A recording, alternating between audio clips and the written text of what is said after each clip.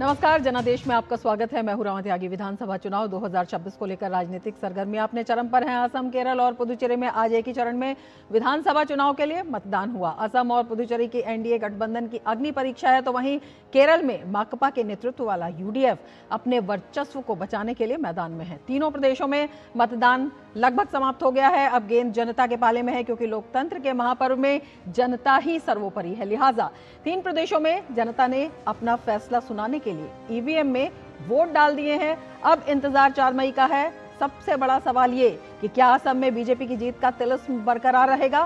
पुदुचेरी की जनता किसे पहनाएगी ताज? केरल में बीजेपी की बनेगी बात? इन सभी पहलुओं पर होगी बात, लेकिन उससे पहले नजर डालते हैं इस वक्त की हेडलाइंस पर। असम, केरलम और पुदुचेरी में विधानसभा चुनाव के लिए सिंगल फेज में हुआ मतदान। असम और पुदुचेरी की जनता ने की बम्पर वोटिंग। मतदान में केरल की जनता भी पीछे नहीं।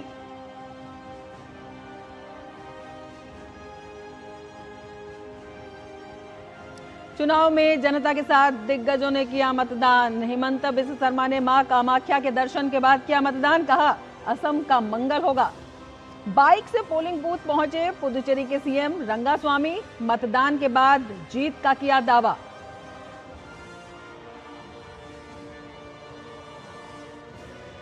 पुदुचेरी के मतदान केंद्र पर दिखा अनोखा नजारा। पोलिंग स्टेशन पर साड़ी पहने रोबोट ने मतदाताओं का किया फूलों से स्वागत।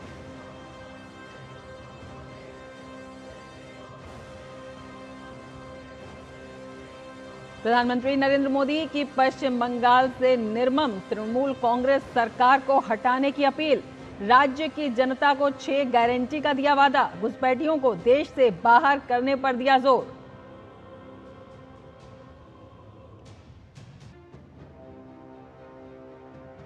पश्चिम बंगाल के पानीहाटी में चुनाव प्रचार के दौरान हंगामा। बीजेपी उम्मीदवार रत्ना देवनाथ से दुर्व्यवहार का आरोप। महिलाओं की सुरक्षा पर फिर उठे सवाल।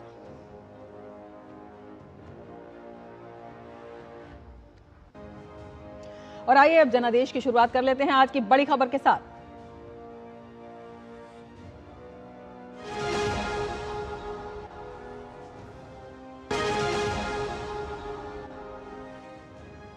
असम विधानसभा चुनाव में 722 उम्मीदवारों की किस्मत का फैसला आज ईवीएम में कैद हो गया है। मतदान में जनता ने बढ़ चढ़कर हिस्सा लिया। मतदाताओं के लिए राज्य में 21,490 मतदान केंद्र बनाए गए। राज्य में 126 विधानसभा सीटों के लिए मतदान सुबह 7 बजे से ही शुरू हो गया।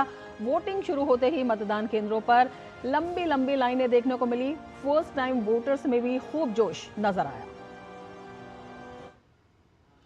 असम में जनता के साथ राज्य के दिग्गजों ने भी मतदान किया। प्रदेश के सीएम हिमंता बिस्वा शर्मा ने अपने परिवार के साथ कामाख्या देवी मंदिर में पूजा अर्चना कर मतदान किया। चुनाव का दिन मां कामाख्या का दर्शन करने का सौभाग्य हुआ।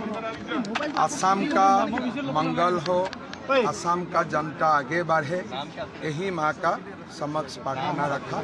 वहीं डिब्रूगढ़ में केंद्रीय मंत्री सर्बानंद सोनोवाल ने मतदान केंद्र में अपना वोट डाला और 100 से ज्यादा सीटों पर जीत का दावा किया। 100 के आसपास विथ आवर एलाइज हमारा सीट हमें मिलेगा, क्योंकि जनता ने जिस हिसाब से हमारे प्रसार अभियान में भाग ली है, बड़े आनंदित होके, और सब लोगों ने कहा आप लोगों ने बहुत पिछले 10 साल में काम किया। कांग्रेस ने जो काम 55 साल में कर नहीं पाया और मोदी जी ने सिर्फ 10 साल के अंदर कर हमें बहुत बड़ा सामाजिक न्याय दिया है। इधर असम कांग्रेस के अध्यक्ष और जोरहाट विधानसभा क्षेत्र से कांग्रेस के उम्मीदवार गौरव गोगोई ने भी मतदान किया और राज्य में कांग्रेस की जीत का दम भरा। नए लोकतांत्रिक असम को, नए गणतांत्रिक असम को, एक नए सशक्त असम को चुन रहे हैं। 4 बार के विधायक और वर्तमान में डिब्रूगढ़ सदर सीट से बीजेपी उम्मीदवार प्रशांत फुकन मतदान के लिए अपने मतदान केंद्र पर वोट डालने पहुंचे। सुबह से ही मतदान केंद्र पर मतदाताओं की अच्छी खासी भीड़ देखने को मिली। असम में लोकतंत्र के पर्व में सुबह 7 बजे से ही लोग लगातार वोटिंग बूथ पर पहुंच रहे हैं और इस समय मैं डिब्रूगढ़ के एक वोटिंग बूथ पर हूं, जहां आप देख सकते हैं कि महिलाओं में कितनी जागरूकता है। बड़ी संख्या में महिलाएं क्यू में खड़ी हैं और अपने वोटिंग राइट्स के लिए यहां पर आ चुकी हैं। उनको पता है कि वो किस तरह की सरकार चाहती हैं और किन मुद्दों पर सरकार चाहती हैं। इसी तरह से एक लाइन आप दूसरी साइड में देख सकते हैं जो पुरुषों की लाइन है, और ये पुरुष भी जानते हैं डिब्रूगढ़ के कि इनको किन मुद्दों पर अपनी सरकार चुननी है, वो कौन से मुद्दे हैं जिन पर ये मताधिकार का प्रयोग करेंगे और अपने वोट का अधिकार करेंगे। दिवंगत गायक जुबिन गर्ग की पत्नी गरिमा सैकिया गर्ग और दिवंगत गायक जुबिन गर्ग की बहन पामबो ठाकुर ने भी अपना मतदान किया। अब असम की जनता ने तो मतदान कर दिया है। 4 मई को चुनावी परिणाम आने पर पता चलेगा कि जनता ने किसे पहनाया है जीत का ताज। अश्विनी मिश्र और अमरेंद्र गुप्ता के साथ ब्यूरो रिपोर्ट, डीडी न्यूज। तो बम्पर वोटिंग असम में और केरलम में 140 सीटों पर आज मतदान हुआ। राज्य में 883 उम्मीदवार किस्मत आजमा रहे हैं। इन उम्मीदवारों के किस्मत का फैसला राज्य के 2.71 करोड़ मतदाताओं के हाथ में है, जिन्होंने आज मतदान कर दिया है। 2021 के विधानसभा चुनाव के दौरान राज्य में 75.75% वोटिंग हुई थी। इस बार भी जनता ने लोकतंत्र के महापर्व में पूरे जोश के साथ हिस्सा लिया। चुनाव आयोग ने केरल में सुचारू रूप से मतदान के लिए 30,471 मतदान केंद्र बनाए। सभी मतदान केंद्रों पर सुबह से ही लंबी लंबी कतारें देखने को मिली।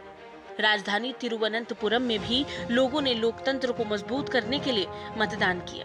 केरलम के अंदर हमेशा से ही वोटिंग परसेंटेज काफ़ी हाई रहता है, और इस बार भी चुनाव आयोग ने जिस तरह के इंतजाम किए हैं और जिस तरह का उत्साह जो वोटर हैं उनका दिखाई दे रहा है इस समय लंबी लंबी कतारों के माध्यम से, तो ये बताता है कि इस बार भी जो वोटर अपने जो मत का प्रयोग करेंगे और जो यहाँ पर वोटर टर्नआउट है वो काफ़ी अच्छा रहने की उम्मीद है। तो ये लोकतंत्र के लिए अच्छी बात है और ये दृश्य हमारे लोकतंत्र को और ज़्यादा मजबूत करते हैं। केरलम के सीएम पिनाराई विजयन ने कन्नूर में आरसी अमला बेसिक अपर प्राइमरी स्कूल में वोट डाला।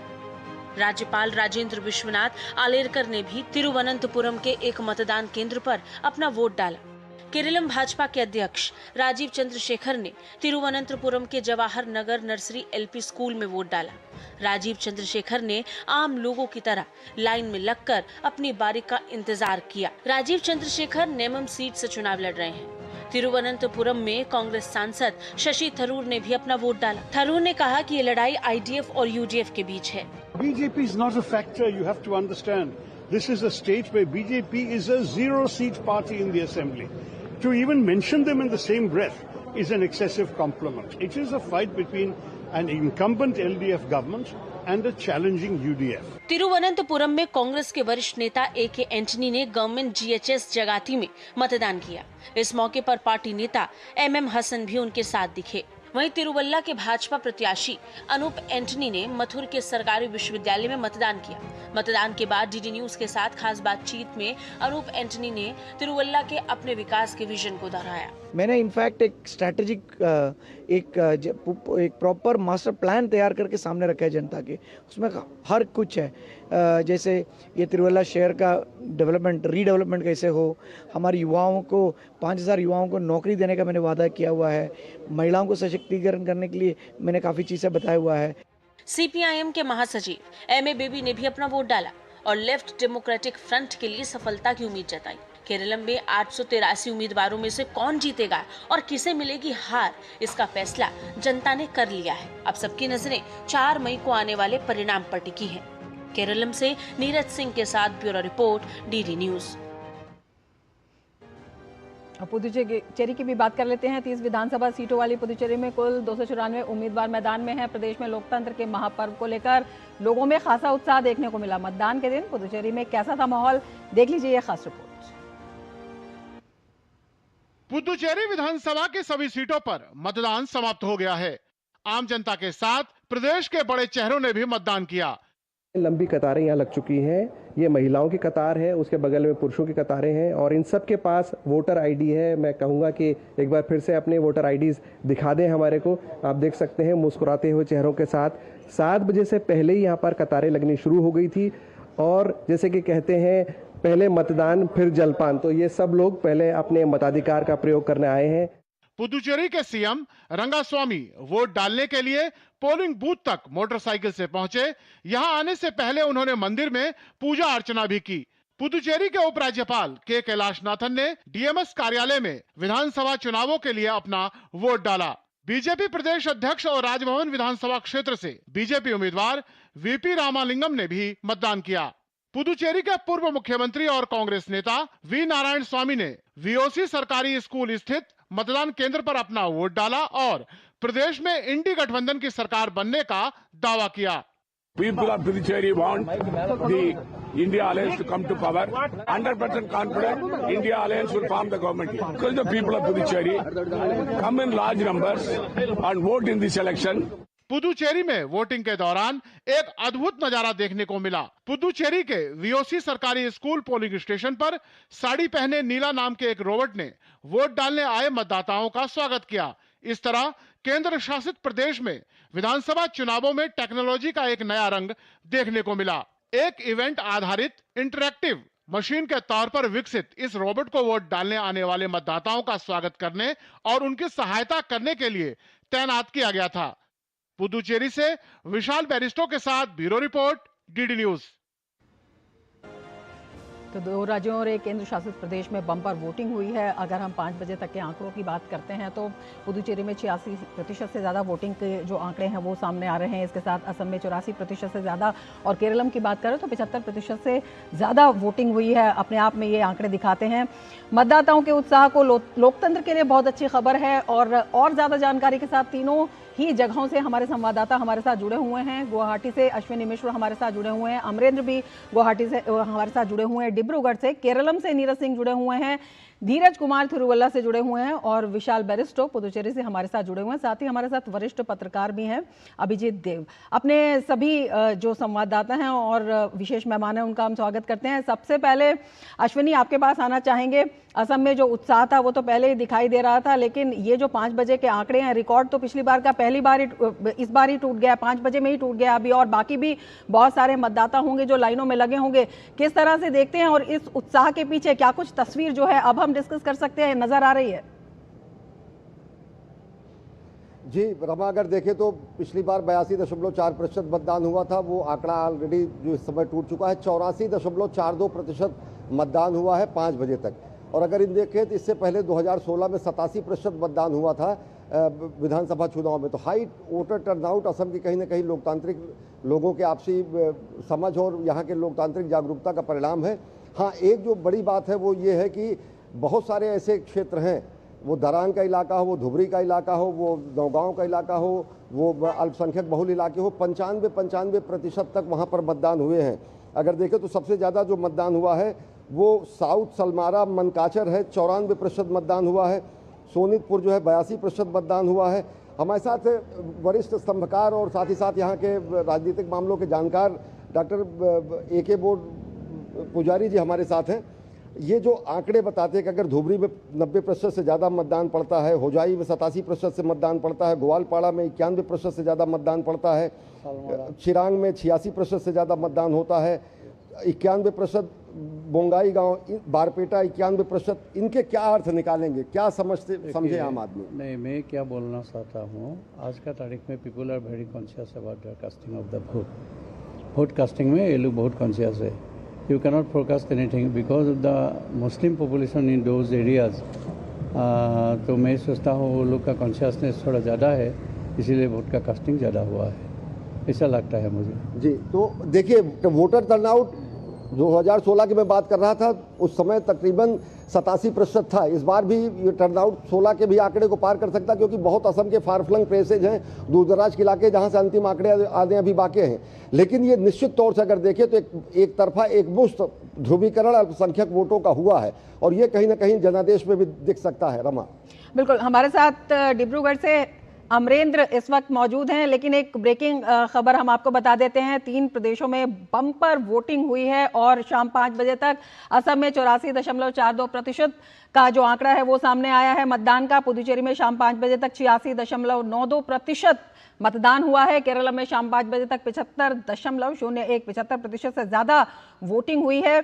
तो 296 सीटों पर मतदान संपन्न हो गया है। 4 मई को नतीजे आएंगे, लेकिन मतदाताओं का उत्साह 2 राज्यों और एक केंद्र शासित प्रदेश में साफ तौर पर नजर आ रहा है और ये बम्पर वोटिंग पिछले रिकॉर्ड्स को तोड़ती हुई नजर आ रही है। 3 प्रदेशों में बम्पर वोटिंग हुई है। अपने आप में जो पिछले रिकॉर्ड हैं वो टूट रहे हैं। 5 बजे तक के अगर हम मतदान के आंकड़े को देखते हैं, 5 बजे मतदान संपन्न हो गया है। असम में 84.42% तक वोटिंग हुई है और इसके साथ ही अगर पुदुचेरी की बात करते हैं तो शाम 5 बजे तक 86.92% वोटिंग हुई है। 86% से ज्यादा वोटिंग जो है पुदुचेरी में हुई है और केरल में 75.1%। तो अपने आप में ये आंकड़े बहुत कुछ कहते हैं। बहुत से जो राजनीतिक समीकरण हैं जिनके बनने की बात करी जा रही थी, बिगड़ने की बात करी जा रही थी, उसकी भी तस्वीर ये दिखाते हैं। हमारे साथ हमारे तमाम संवाददाता मौजूद हैं। अमरेंद्र डिब्रूगढ़ से हमारे साथ मौजूद हैं। अमरेंद्र, डिब्रूगढ़ की अगर हम बात करते हैं, इस पूरे इलाके को असम की कोई दूसरी राजधानी कहता है, कोई इंडस्ट्रियल कैपिटल कहता है, वहां पे किस तरह का उत्साह और जो वहां का ये उत्साह है वो किस तरह से इस तस्वीर को और मुखर करता है उस इलाके की? देखिए रमा, मैं आपको बता दूं कि मैं आपको पहले से बता रहा था कि इस बार की लोकतंत्र की तस्वीर में आसाम तो हमेशा से ही प्रभावित करता है और लोकतंत्र के इस पर्व में बढ़ चढ़ का हिस्सा लेता है। और जिस तरह के जो आंकड़े अभी तक हैं तो ये उम्मीद करना कि 2016 में 87% के आसपास और 2021 में 82% के आसपास का जो मतदान था उस रिकॉर्ड को भी तोड़ा जा सकता है, क्योंकि अभी अंतिम आंकड़े आने बाकी हैं। और जिस डिब्रूगढ़ की बात कर रही हैं आप, वो अपर आसाम का एक प्रमुख स्थान है और ये सेकंड कैपिटल के तौर पे भी जाना जाता है। इसके अलावा अपर आसाम में और भी जो महत्वपूर्ण जिले हैं, जिसमें तिनसुकिया है, जोरहाट है, शिवगंगा है, और इस अपर आसाम की जो 35 सीटें हैं वो कहीं ना कहीं बहुत बड़ी निर्णायक भूमिका में रहती है। और इस बार का जो आपने अगर 2021 का आंकड़ा देखे तो इस डिब्रूगढ़ ही की अगर सिर्फ बात करूं तो 10 विधानसभा की सीटें एक लोकसभा में, और उसमें से 9 सीटें एनडीए ने क्लीन स्वीप किया था और इस बार भी वो उम्मीद कर रहे हैं कि वो यहाँ पर क्लीन स्वीप करेंगे। इसके अलावा अगर आप बात करें लोअर आसाम की या सेंट्रल आसाम की या जो हिल डिस्ट्रिक्ट हैं वहाँ पर भी, तो वहाँ पर भी एनडीए जो है अपनी उम्मीदों को कायम किया हुआ है, क्योंकि जो मुद्दा है, सबसे बड़ा मुद्दा जो है पूरे इस चुनाव में अगर देखें तो जो असमिया संस्कृति और समृद्धि के साथ साथ जो असमिया हिंदू की बात है वो कहीं ना कहीं एनडीए का एक मुद्दों पर हम आएंगे। अभिजीत जी हमारे साथ जुड़े हुए हैं। अभिजीत जी, टी ट्राइब्स के जो लोग हैं जी, अभिजीत जी आपसे समझना चाहेंगे, जिस तरह से हमारे संवाददाता बता रहे हैं बम्पर वोटिंग और क्षेत्र वाइज भी किस अगर इलाकों की बात करते हैं, किसी किसी इलाके में 95% तक वोटिंग अपने आप में इसके कई मायने हैं, किस तरह से देखते हैं? हमारे संवाददाता ने बताया कि जो एनडीए है वो अपनी उम्मीदों को कायम रखने में सफल हुई है, बल्कि आगे बढ़ी है। आप किस तरह से देखते हैं? जो चुनावी मुकाबला था वो भी काफी जो है दिलचस्प बताया जा रहा था।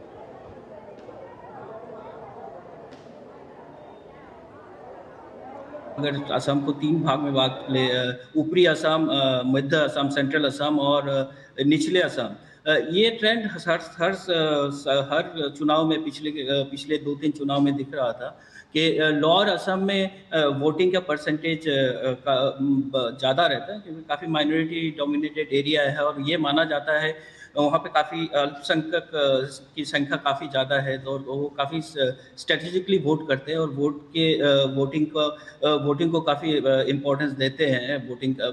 सो ये एक बात है। तो अभी हमें जैसे दिख रहा है बरपेटा जैसा डिस्ट्रिक्ट जो माइनॉरिटी डोमिनेटेड एरियाज है उसमें 91% वोटिंग अभी दिखा रहा है 5 बजे तक। अभी भी जो हालांकि 5 बजे तक ही ऑफिशियल टाइमिंग है, लेकिन अब जब जो इलेक्टोरेट अभी पोलिंग स्टेशन के अंदर आ गए हैं अभी भी काफ़ी सारे लाइनें दिख रही है कई सारे जगह में, तो ये नंबर्स आगे जाएंगे। यस, ये वोटिंग, ये बम्पर वोटिंग आप जो बोल रहे हैं, यस ये रिकॉर्ड वोटिंग है असम में।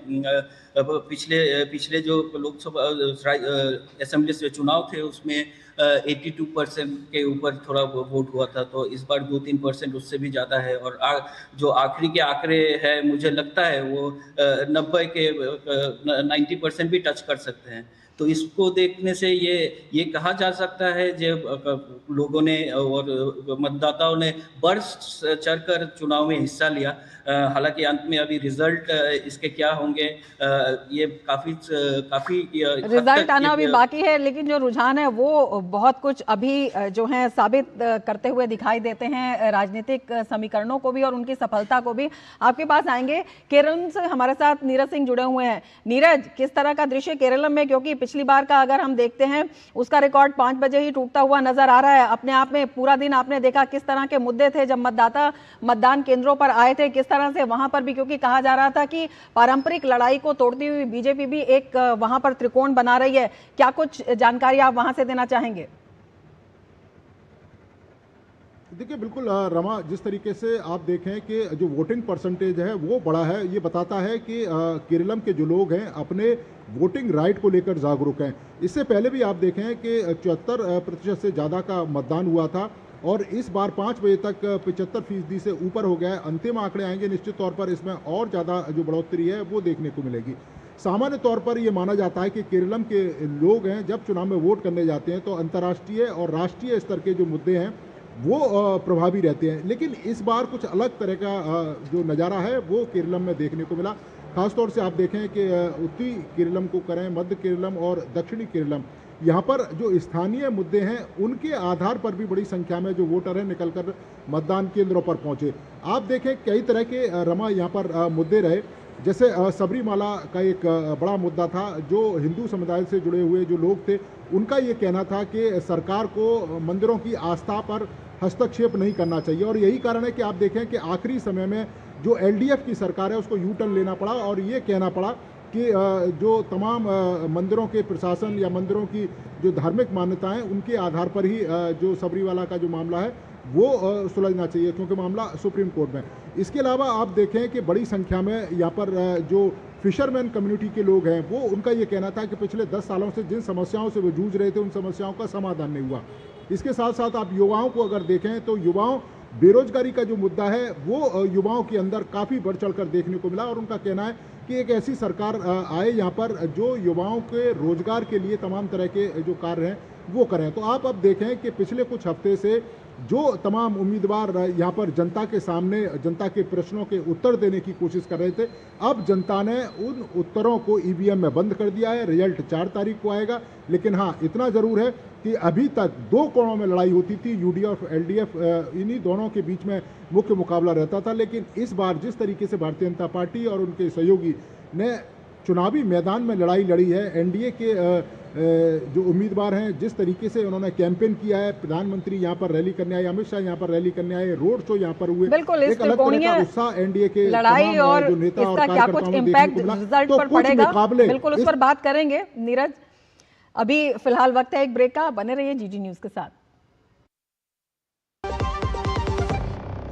जब धरती चीर कर निकलता है लोहे का पत्थर और मिलता है मोंगिया के जोश से, फिर तपता है, पिघलता है और बनता है फौलाद।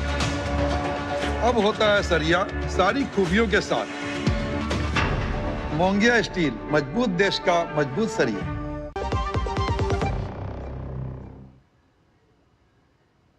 ब्रेक के बाद फिर से आपका स्वागत है। जनादेश में 2 राज्यों और 1 केंद्र शासित प्रदेश में हुई है बम्पर वोटिंग, और क्या कुछ मायने हैं इस मतदान के।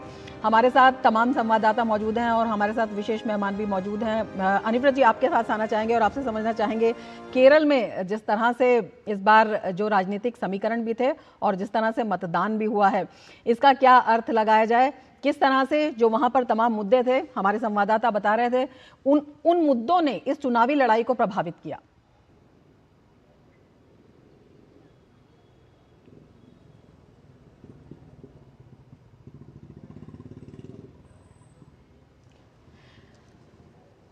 देवर जी, आपको हमारी आवाज आ रही है?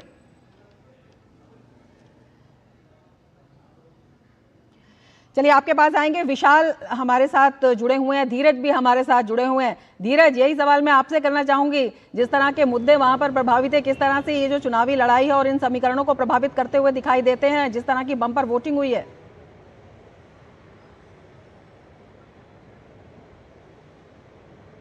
टाइम टाइम टाइम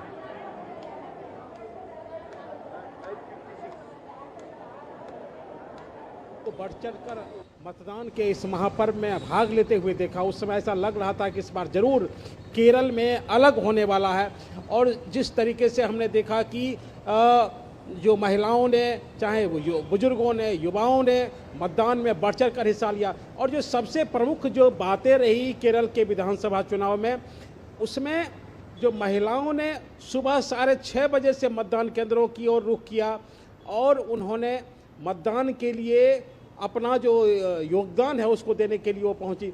और जिस तरीके से हमने ये देखा कि भारतीय जनता पार्टी के नेताओं ने इस चुनाव को त्रिकोणीय बनाने की कोशिश की। मैं आपको जानकारी के लिए बता दूं कि जहां जहां जो एनडीए के उम्मीदवार हैं उन इलाकों में वोटिंग परसेंट ज़्यादा होने के आसार मिले हैं, चाहे वो पलक्कड़ का इलाका हो, चाहे वो तिरुवनंतपुरम का इलाका हो, चाहे वो पथनमथिट्टा जिला हो, चाहे वो कोसरगोद हो, चाहे वो कोयट्टम हो। जो एनडीए से जो प्रभावित जो इलाके थे, जहां पे भारतीय जनता पार्टी के जो कैंडिडेट थे वो मजबूत स्थिति में थे, वहां पे हमने देखा कि लोगों की जो भागीदारी मतदान में अधिक से अधिक देखने को मिली है। जिस तरीके से जो यहाँ की जो रैली में लोगों की भीड़ देखने को मिली, जिस तरीके से पब्लिक का जो रुख देखने को मिला, उससे जरूर दिख रहा था कि इस बार के केरल के विधानसभा चुनाव कुछ अलग होने वाला है। बिल्कुल, क्या कुछ अलग हुआ है इस पर भी चर्चा करेंगे। विशाल बैरिस्टो भी पुदुचेरी से हमारे साथ जुड़े हुए हैं। विशाल, पुदुचेरी का चुनाव वैसे तो सबसे छोटा 30 सीटों का चुनाव था, लेकिन इसके राजनीतिक मायने जो हैं वो बड़े निकल कर आते हैं और वो इस वजह से भी हैं क्योंकि इसके जो 4 जिले हैं वो अलग अलग क्षेत्रों में है। अपने आप में कितना महत्वपूर्ण हो जाता है जब बम्पर वोटिंग वहां पर होती है। पिछला रिकॉर्ड पुदुचेरी भी तोड़ती हुई दिखाई दे रही है। बिल्कुल ठीक है रमा, आपने इस वक्त 6 बजने में कुछ ही मिनट बाकी हैं। 6 बजे तक वोटिंग होगी यहाँ पर पुदुचेरी में, सुबह 7 बजे से लेकर 6 बजे तक। लेकिन आप देख सकते हैं कितना ज़बरदस्त उत्साह है। ये तमाम जो महिलाएं यहाँ पर बैठी हुई हैं ये अपनी पारी का इंतज़ार कर रही हैं, कब उनकी बारी आएगी और कब जाके वोट कास्ट करेगी। लेकिन सिर्फ महिलाएं नहीं हैं, मेरे दाहिनी तरफ ये पुरुष भी हैं, तमाम लोग यहाँ पर खड़े हुए हैं। देखिए 6 बजने वाले हैं लेकिन अभी तक ये अपनी बारी का इंतज़ार कर रहे हैं। पिछली बार का जो पोल परसेंटेज था 83%, उसको 5 बजे तक क्रॉस कर लिया गया। 84% से ज़्यादा यहाँ पर पोलिंग हुई है। तो ज़बरदस्त उत्साह यहाँ पर देखने को मिला। और आपने बिल्कुल ठीक सवाल किया कि कहने को 30 सीटें हैं लेकिन बहुत दूर दूर है। यहाँ पर 600 किलोमीटर दूर तक जो है वो यानम है कॉन्स्टिट्यूंसी, वो इतना दूर है यहाँ से। लेकिन पुदुचेरी एक ज़माने में फ्रांसीसी कॉलोनी होता था, तब से लेकर अब तक बहुत बदलाव और उतार चढ़ाव यहाँ देखने को मिले हैं। कांग्रेस, बीजेपी और एक और पार्टी जिनको हम कहते हैं कि फिल्म स्टार है, विजय और तलपति के नाम से वो मशहूर है, उनकी टीवी के पार्टी ने भी 30 सीटों पर अकेला चुनाव लड़के इस पूरे मामले को त्रिकोणीय बनाने की कोशिश की है। टीवी के पार्टी में जब उनका रोड शो था और लोगों की ज़बरदस्त भीड़ उमड़ रही थी तो ऐसा लग रहा था कि वाकई वो कुछ कमाल करने वाले हैं। लेकिन लोगों का, जानकारों का यह मानना है कि फिल्म स्टार भीड़ ज़रूर खींचते हैं लेकिन उसको वोट में नहीं कन्वर्ट कर पाते। और यही बात है कि रजनीकांत भी पॉलिटिक्स में आने से बचे और कमल हसन ने अपनी पार्टी लॉन्च की लेकिन वो ज़्यादा कामयाब नहीं हुए और फिर उन्होंने बाहर से सपोर्ट कर दिया है कांग्रेस को तमिलनाडु के अंदर। लेकिन यहाँ पुदुचेरी में टीवी के क्या कमाल कर दिखाएगी ये तो आने वाला वक्त ही बताएगा। बहरहाल यहाँ के जो मुद्दे हैं वो यही है कि पुदुचेरी किस तरह से विकसित हो, पुदुचेरी किस तरह से साफ हो, पुदुचेरी में किस तरह से टूरिज्म को और बढ़ावा दिया जाए। और क्योंकि ये टूरिज्म हब है तो उसमें इंफ्रास्ट्रक्चर को हम कितना बढ़ा सकते हैं। प्रधानमंत्री का एक विजन है कि पुदुचेरी को मेडिकल टूरिज्म हब बनाया जाए, पुदुचेरी को ब्लू इकोनॉमी का हब बनाया जाए। तो ये तमाम चीज़ें बीजेपी ने रखने की कोशिश की है। अपने रोड शो में भी प्रधानमंत्री ने लोगों की भारी भीड़ थी, उनको देखने के लिए काफ़ी उत्साह था और ये बताने की कोशिश की कि डबल इंजन सरकार आपको वो सब कुछ दे सकती है जिसके लिए आप डिजर्व करते हैं। उधर अगर हम कांग्रेस की बात करें तो कांग्रेस शुरू से ही आपस की लड़ाई में फंसी रही, ना उनका कोलिशन ठीक से चल पाया, ना उनके अपने ही उनसे मान पाए। तो एक तरह से देखा जाए तो अगर हम कहें कि पोलिंग परसेंटेज बहुत हाई है तो नतीजे चौंकाने वाले हो सकते हैं, लेकिन ग्राउंड रियलिटी ये बता रही है कि कांग्रेस जो उम्मीद कर रही थी कि वो वापसी करेगी 2021 की ज़बरदस्त हार के बाद, सिर्फ 2 सीटें उनके हाथ लगी थी, तो ये उनके लिए बहुत मुश्किल हो गया क्योंकि उनकी अपनी प्लानिंग गड़बड़ा गई। रमा, बिल्कुल, अभिजीत जी हमारे साथ जुड़े हुए हैं। अभिजीत जी, जिस तरह से हम पुदुचेरी में देख रहे हैं और केरलम में देख रहे हैं, परंपरागत राजनीति से हटकर वहां पर त्रिकोणीय मुकाबले और उसके साथ ही बल्कि पुदुचेरी में तो कहें बहुकोणीय मुकाबले भी कई जगह पर देखने को मिले हैं। उसके बीच में जनता का जो वोटिंग पैटर्न है ये क्या दिखाता है, किस तरह से दिखाता है कि राजनीति की अलग तस्वीर जनता अब सेट करने वाली है और इसकी वजह क्या है? देखिए, ये दो बात मैं यहाँ पे पॉइंट आउट करना चाहता हूँ। एक तो है जो हाईएस्ट जो इलेक्शन डायनेमिक्स में जो बोला जाता है, अगर बम्पर वोटिंग हुई है तो एक तो है ये whether it is a vote for continuity और whether it is a vote of change. लेकिन ऐसा लग रहा है जैसे ये पहले कहा जाता था, बीच में ये मिथक टूटा है, जहां पर बम्पर वोटिंग हुई है वहां पर सरकार रिपीट हुई है। मैं यही बोल रहा हूँ। तो अभी मुझे लगता है, जैसे मैं असम की बात कर सकता हूँ कि मैं अभी असम में हूँ, यहाँ पे जिस परसेंटेज का वोटिंग हो रहा है, एक बात यहाँ पे चलती है, it's a pro incumbency vote काफ़ी हुए हैं, ऐसा एक आकलन लगाया जा रहा है। हालांकि अभी तक जो मुद्दे यहाँ पे है, और आप अगर पूरी वोटिंग डायनामिक्स के जो आप बात कर रही हैं, आई थिंक ये और एक चीज़ दर्शाता है जो वोटरों को अपने अधिकार लेके कितने अभी वो सचेतन है, इसलिए वो बाहर आके वोट कर रहे हैं। पहले जो एक ट्रेंड था, जैसे मैंने यहाँ पे भी देखा, एक अर्बन वोटर्स का एक ट्रेंड था जो वो बाहर निकल के नहीं आते थे, लेकिन आज हमने कामरूप मेट्रो में देखा है अराउंड 70 to 80% वोट आपके 4-5 बजे तक हो गए हैं। तो ये दर्शाता है जो वोटर की जो सचेतनता है, जो अवेयरनेस है, वो काफ़ी बढ़ रही है। अपनी राजनीतिक जो बल जो वो समझते हैं, एक वोट उनके लिए एक राजनीतिक बल है, वो यूज़ कर रहे हैं और उसमें उनको वो चॉइस दर्शा रहे हैं। और ये बात भी सही है, आपने जो बोला है, ये पहले माना जाता था जो अगर वोटिंग परसेंटेज ज़्यादा हो तो it's an indication of A change, but it is not that. हमने काफ़ी सारे असम में की बात ले लीजिए, हम लास्ट 2 चुनाव में देखे जो वोटिंग परसेंटेज बढ़ी, और जो सरकार रूलिंग गवर्नमेंट थी उनको ही चुना गया है। तो ये अभी भी असम में आप ये मैंने दूसरे ये आकलन अभी नहीं लगाया जा सकता जो अगर वोटिंग परसेंटेज बढ़ी है, इट्स एन इंडिकेशन चेंज और it's an indication of continuity of जो बोलते हैं डेवलपमेंट कंटिन्यूटी के लिए। लेकिन मतदाता जागरूक है और वो अपना संदेश देना जानता है, ये इससे दिखाई देता है। लोकतंत्र के लिए बहुत अच्छा है, रिजल्ट जो होंगे वो पता लगेंगे, लेकिन ये भी है कि इससे जो रुझान है वो काफी कुछ स्पष्ट हो जाते हैं। आप हमारे साथ बने रहिए अभिजीत जी, और तमाम अपने संवाददाताओं से हम कहना चाहेंगे जो हमारे साथ बने हुए हैं, आप बने रहिए हमारे साथ। वक्त हो चला एक ब्रेक का जनादेश में, जुड़ेंगे ब्रेक के बाद भी।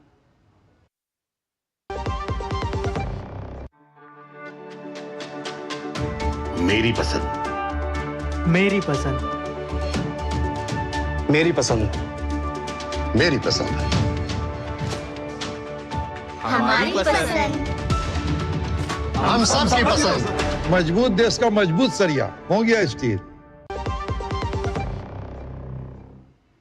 ब्रेक के बाद फिर से आपका स्वागत है जनादेश में, और आपको बता दें कि 2 राज्यों और 1 केंद्र शासित प्रदेश में हुई है बम्पर वोटिंग, और आंकड़े बताते हैं इन बम्पर वोटिंग्स को कि किस तरह से मतदाताओं में उत्साह देखने को मिला है। शाम 5 बजे तक अगर हम असम में बात करते हैं तो 84.42% मतदान हुआ है, पिछला रिकॉर्ड तोड़ता हुआ ये आंकड़ा दिखाई देता है। पुदुचेरी में भी शाम 5 बजे तक 86.92% मतदान, इसने भी पिछले रिकॉर्ड तोड़ दिए हैं। इसके साथ ही केरलम में शाम 5 बजे तक 75.01% तक मतदान हुआ है। 296 सीटों पर मतदान संपन्न हो गया है। 4 मई को नतीजे आएंगे, लेकिन जनता में जबरदस्त उत्साह दिखाई दिया।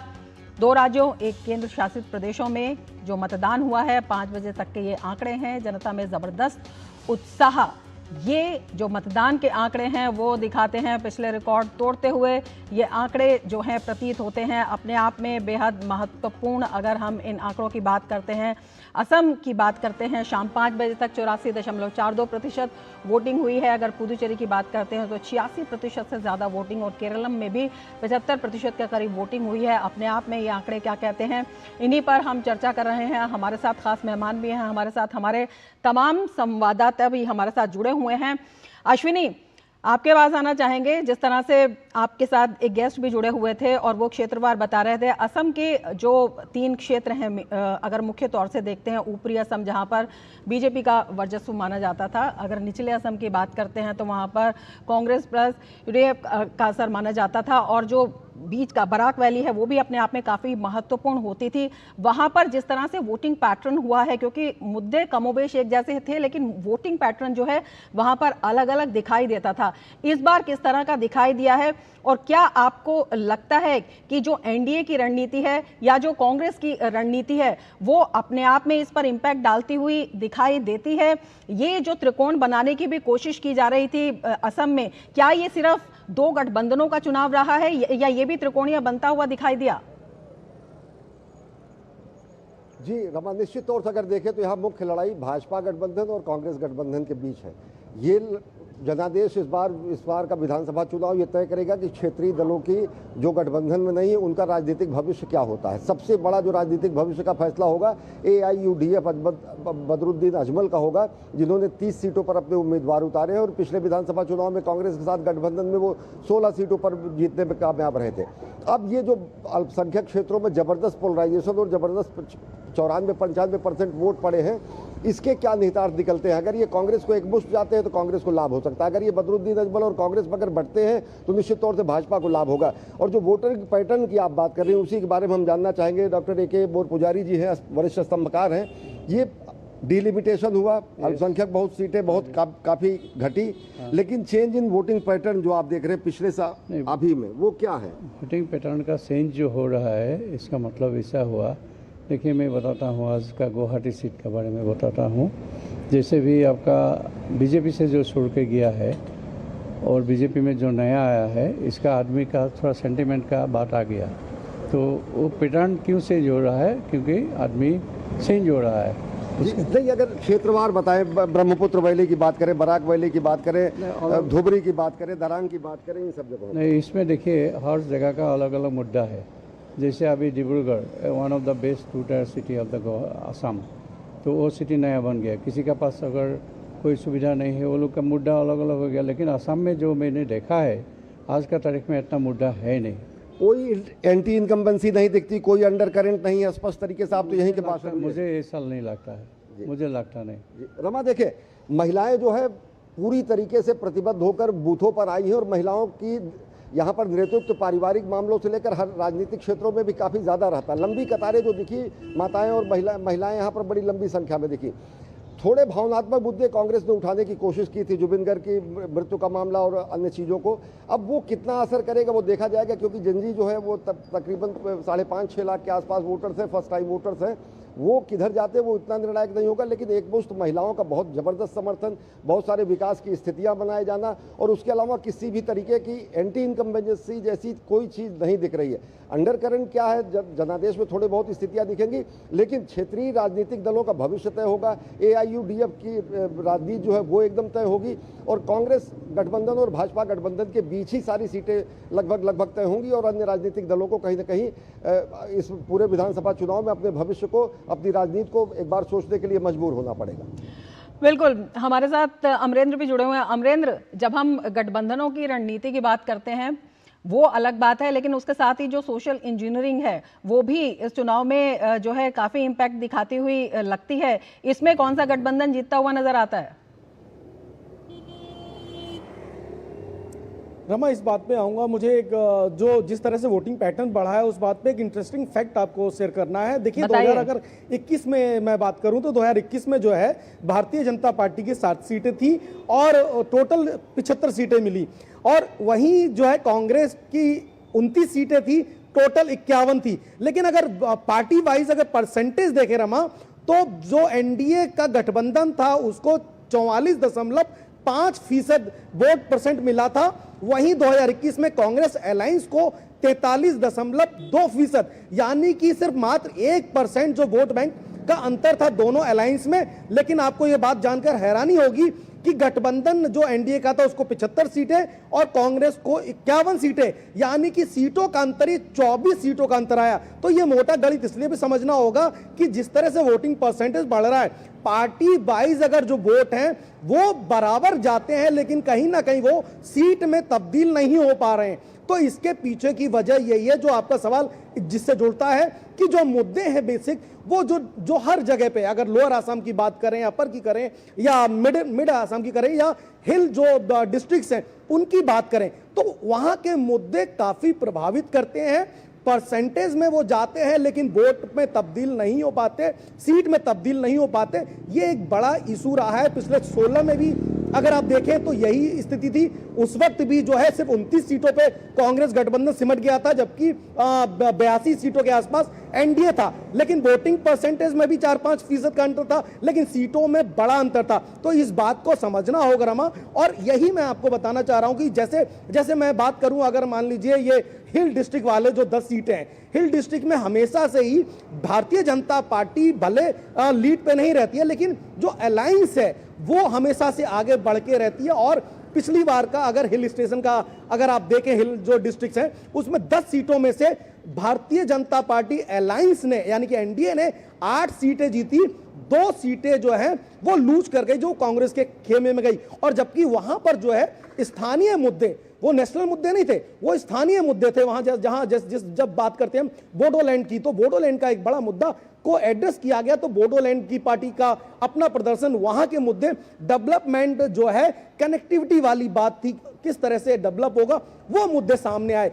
और जब आप बात करते हैं ये 51 सीटों वाली मिडिल आसाम की, तो वहां के मुद्दे अलग हैं। मुस्लिम बाहुल क्षेत्र है, जैसा अश्वनी जी बता रहे थे, जैसा आप भी बता रही हैं, वहां के मुद्दे इसलिए भी अलग हैं कि 30 सीटों पे अजमल बदरुद्दीन अजमल की जो पार्टी AIUDF, उसका वर्चस्व रहा है। और अगर आप देखें 21 में उसने अजमल ने 16 सीटें जीती, 2000 उसके बिल्कुल। इस पर एक कमेंट अभिजीत जी से भी ले लेते हैं। अभिजीत जी, आप बताइए कि जैसा क्या कांग्रेस को इसका खामियाजा भुगतना पड़ सकता है? बदरुद्दीन अजमल को अलग चुनाव लड़ा, इस पर भी एक बड़ा सवाल था कि ये किसको फायदा पहुंचाएगा, किसका नुकसान होगा? नहीं, ये जो बात है, कांग्रेस ने अगर AIUDF से इस पर हाथ नहीं मिलाया, उसके काफी सारे कारण है। पहला कारण तो है AIUDF की, आपके जो पहले वक्ता है वो बोल रहे थे, ये एग्जिस्टेंस की एक लड़ाई है।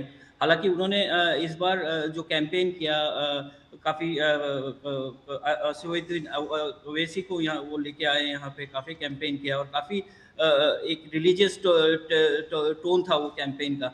हालांकि जो ज़मीनी हालत है यहाँ पे, आप अगर मुस्लिम संप्रदाय की बात करें तो ये आपको अगर हम पार्लियामेंट्री इलेक्शंस की बात करें, लास्ट पार्लियामेंट्री इलेक्शंस की, तो एक मुस्लिम कंसोलिडेशन कांग्रेस के पीछे होते हुए देखा। और जो मुस्लिम समुदाय है यहाँ पे, शायद मुझे लग रहा है उनका भरोसा AIUDF से कुछ उठ रहा है। सो उन्होंने पहले लास्ट चुनाव में उनको कुछ सीट दिए थे, लेकिन पार्लियामेंट्री इलेक्शंस में इतने अच्छा नहीं हुआ, तो इसीलिए आई थिंक कांग्रेस भी AIUDF से दूर चली गई। और इसका मुझे ये नहीं लगता जो कांग्रेस को इसका कुछ ज़्यादा कुछ खामियाजा होगा। हालांकि किसी जो निचले असम है, जैसे धुबरी है, जहाँ से आप बोल सकते हैं AIUDF के सांसद रह चुके हैं, जो AIUDF के सुप्रीमो है बदरुद्दीन अजमल, वो धुबरी से सांसद थे, काफ़ी सांसद थे। लेकिन लास्ट पार्लियामेंट्री इलेक्शंस में वहाँ पे कांग्रेस के कैंडिडेट ने रिकॉर्ड वोटिंग, जो इंडिया में एक रिकॉर्ड वोटिंग, कम से कम 10 लाख वोटों से चुनाव जीता था। सो ये दर्शाता है जो मुस्लिम वोट कंसोलिडेट हो रहे हैं आपके कांग्रेस के पीछे। और मुझे लगता है ये ट्रेंड इस बार भी रहेगा। हालांकि जो एक निचले असम में व पूरे असम में डीलिमिटेशन से काफ़ी सारे सीट में डेमोग्राफिक काफ़ी चेंजेस आए हैं, और उसका मुझे लगता है उसका बड़ा खामियाजा कांग्रेस को उठाना पड़ेगा कई सारे सीटों में। बिल्कुल। नीरज भी हमारे साथ जुड़े हुए हैं केरलम से। नीरज, जिस तरह से हम मतदान की बात कर रहे हैं, मतदाताओं का उत्साह है, मुद्दे भी अपने अलग है, लेकिन विभिन्न दलों की जब हम रणनीति की बात करते हैं, अगर हम UDF और LDF की बात करते हैं, क्या वहां पर एंटी इनकम्बेंसी जो है वो आपको देखने को मिली? मतदाताओं से जब आपने बात की तो उनके मन में क्या था? इसके साथ ही अगर रणनीति विभिन्न दलों की हम देखते हैं तो उनकी क्या कुछ ताकत और क्या कुछ खामियां भी नजर आती हैं? और साथ ही बीजेपी का भी पूछना चाहेंगे, जो तीसरा कौन वहां पर बना रही है। बीजेपी ने वहां पर खासतौर पर 30 सीटों का जो एक एरिया था उस पर फोकस किया, उसकी वजह क्या रही? देखिए बिल्कुल हर एक जो दल है उसकी रणनीति रमा अलग अलग तरीके से रही।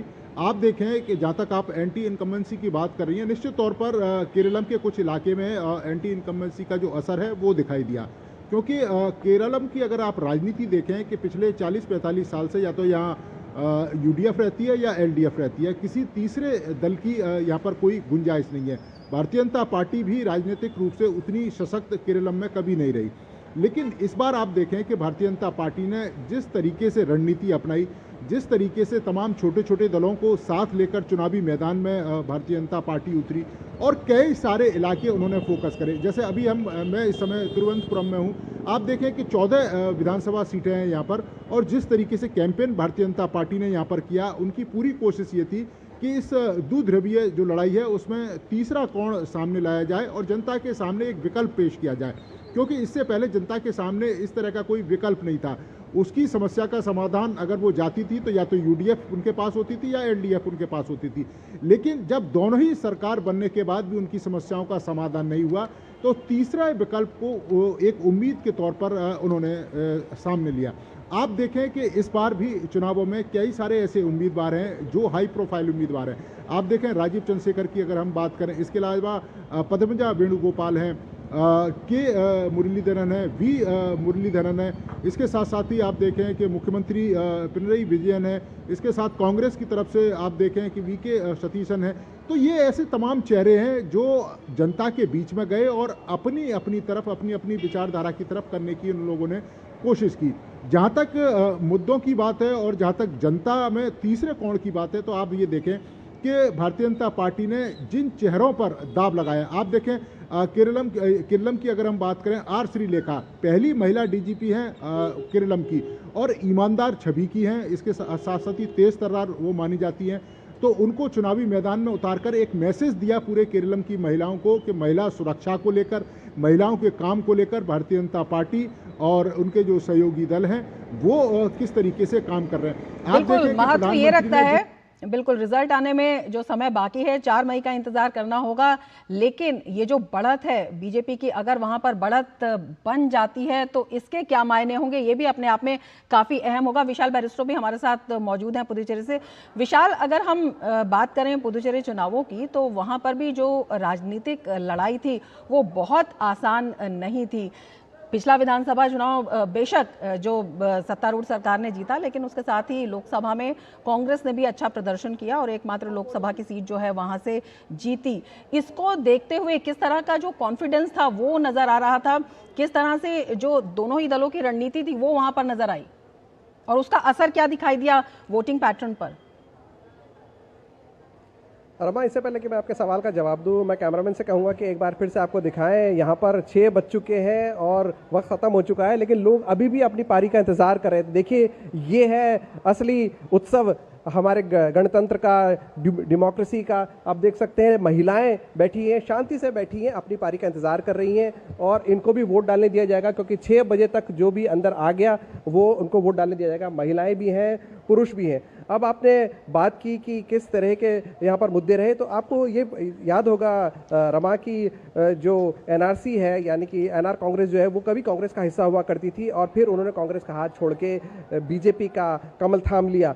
और जब कांग्रेस ने 2021 के चुनाव में डीएमके के साथ अलायंस किया और ज़्यादा से ज़्यादा सीटों पर लड़ने की कोशिश की, लेकिन महज 2 सीटें उनके हाथ में लगी, तो जाहिर सी बात है उनके खेमे में काफ़ी मायूसी थी। लेकिन जब पार्लियामेंट्री इलेक्शंस आए और उन्होंने एमपी का चुनाव जीता तो एक उम्मीद की किरण उनको नज़र आने लगी और ये बहुत अच्छा मौका था कांग्रेस के लिए कि वो उलटफेर कर पाते और एक वापसी करते पुदुचेरी के अंदर। हालांकि केंद्र शासित प्रदेश है ये, लेकिन फिर भी कांग्रेस की प्रेजेंस एक उनके लिए काफ़ी मोरल बूस्टर होती। लेकिन जिस तरह से इनफाइटिंग रही दोनों ही अलायंसेस के बीच में, और यहाँ तक कि जो पूरा इंडी ब्लॉक है उस पर ही खतरा मंडराया और कम्युनिस्ट पार्टी के जो कैंडिडेट थे वो तो छोड़ के चले गए, लेकिन उसके बाद भी इनके अपनों ने ही इनका साथ नहीं दिया और बोला कि हम चुनाव मैदान से नहीं हटेंगे और लगातार वो डटे रहे। आज भी उन्होंने चुनाव लड़ाए, वो भी कांग्रेस के सिंबल के ऊपर। 6 कैंडिडेट ऐसे थे, तो ऐसे में बड़ी मुश्किल कांग्रेस के लिए हो गई और डीएमके और कांग्रेस किस तरह से इसको देख पाते हैं बिल्कुल, किस तरह जो से बिखराव है वो नुकसान दे सकता है, इस तरह से लग रहा है। धीरज हमारे साथ केरलम से जुड़े हुए हैं। धीरज, आपसे भी समझना चाहेंगे, जिस तरह से तमाम मुद्दे रहे, जिस तरह से चुनावी लड़ाई रही और जिस तरह से लोगों में उत्साह दिखाई दिया, नतीजे जो हैं निकलने में समय बाकी है, लेकिन किस तरफ जाते हुए दिखाई दे सकते हैं? देखिए, बिल्कुल आपने सही कहा। हालांकि इतना तो तय है कि जो एलडीएफ है, एलडीएफ के लिए जो एंटी इनकम्बेंसी है, उनको उस एंटी इनकम्बेंसी का सामना करना पड़ेगा। यूडीएफ को आस है कि एलडीएफ के एंटी इनकम्बेंसी का फायदा उन्हें मिलेगा। और एक तीसरा कोना जो भारतीय जनता पार्टी का है, भारतीय जनता पार्टी एलडीएफ के जो उनका जो एंटी इनकम्बेंसी है, उस एंटी इनकम्बेंसी को दूर कर और राज्य में जो अपना प्रभावी स्थान है वो बनाना चाहती है। हमने देखा कि जिस तरीके से भारतीय जनता पार्टी ने उन चुनिंदा सीटों को ही चुना, प्रमुखता से उस पर चुनाव प्रचार को धार दिया, जिन सीटों पर उन्हें लगता था कि यहाँ जीता जा सकता है, यहाँ पे त्रिकोण बनाया जा सकता है। पिछली विधानसभा सीट चुनाव में भी भारतीय जनता पार्टी 7 सीटों पर दूसरे स्थान पर रही थी। उन सभी 7 सीटों को भारतीय जनता पार्टी ने प्रमुखता से बिल्कुल रखा। जो रिजल्ट है वो कई तरह के संदेश देने वाला है। बने रहिए हमारे साथ। हम अपने दर्शकों को बता दें कि हल्दिया, आसनसोल, बीरभूम में प्रधानमंत्री ने चुनावी जनसभा की। उन्होंने ममता सरकार को निर्मम करार दिया। उन्होंने वादा किया कि भाजपा राज्य के सत्ता में आएगी तो भरोसे का, पारदर्शिता का, कानून का और विकास का राज स्थापित करेगी। सबका साथ, सबका विकास, और जिन्होंने बंगाल को लूटा है सबका हिसाब होगा।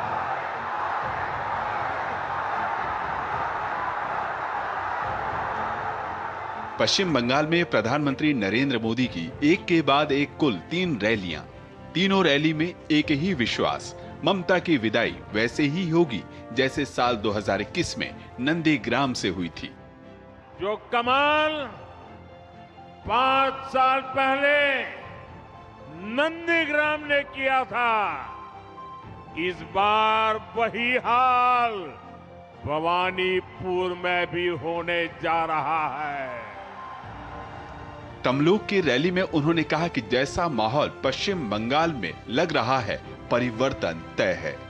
ये परिवर्तन की आंधी है। ये टीएमसी की निर्मम सरकार के जाने का ऐलान है।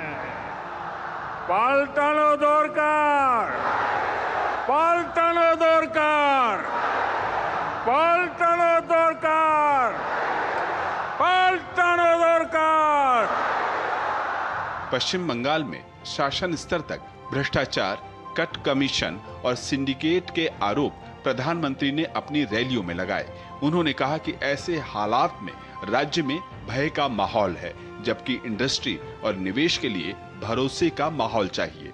सरकारी योजनाओं में सिंडिकेट का भय, धार्मिक यात्रा निकालने में पत्थरबाजी और बमबाजी का भय, चुनाव में आपका वोट कब जाने का भय, विपक्षी कार्यकर्ताओं की राजनैतिक हत्या का भय। बंगाल में अब टीएमसी का भय नहीं, भाजपा का भरोसा चलेगा। पश्चिम बंगाल में महिलाओं के खिलाफ अत्याचार, दुष्कर्म और एसिड अटैक की घटनाओं पर प्रधानमंत्री ने दुख जताया। उन्होंने बंगाल की जनता को विश्वास दिलाया कि 4 मई के बाद भाजपा की राज्य में सरकार बनेगी और मोदी की 6 गारंटियां लागू होंगी, जिसके बाद राज्य में भय नहीं, भरोसे का माहौल होगा। सिस्टम ज्यादा जवाबदेह बनेगा और भ्रष्टाचार, रेप की सभी फाइलें खोली जाएंगी। भ्रष्ट मंत्री हो या संतरी, सबका हिसाब होगा। वहीं शरणार्थियों को हक मिलेगा। साथ ही राज्य कर्मचारियों को 7वां वेतन आयोग का लाभ भी मिलेगा। मैं बंगाल के लोगों से एक वायदा करता हूं, बंगाल में बीजेपी सरकार बनते ही घुसपैठ के मददगार लोगों के खिलाफ एक विशेष जांच बिठाई जाएगी। पश्चिम बंगाल में डबल इंजन सरकार तेज विकास करेगी। इसी भरोसे के साथ प्रधानमंत्री ने निर्मम सरकार की राज्य की सत्ता से विदाई करने का आह्वान किया। राज्य विधानसभा की 294 निर्वाचन क्षेत्रों में 2 चरणों के लिए 23 और 29 अप्रैल को मतदान होगा, जिसमें से पहले चरण में कुल 152 सीटें शामिल हैं। पश्चिम बंगाल से शैलेंद्र, उर्मिलेश और प्रसेनजीत के साथ ब्यूरो रिपोर्ट, डीडी न्यूज। और प्रधानमंत्री नरेंद्र मोदी को पश्चिम बंगाल के बीरभूम में लोगों ने वहां पर प्रधानमंत्री का स्वागत किया। रैली में जाने से पहले लोगों ने पीएम का स्वागत किया।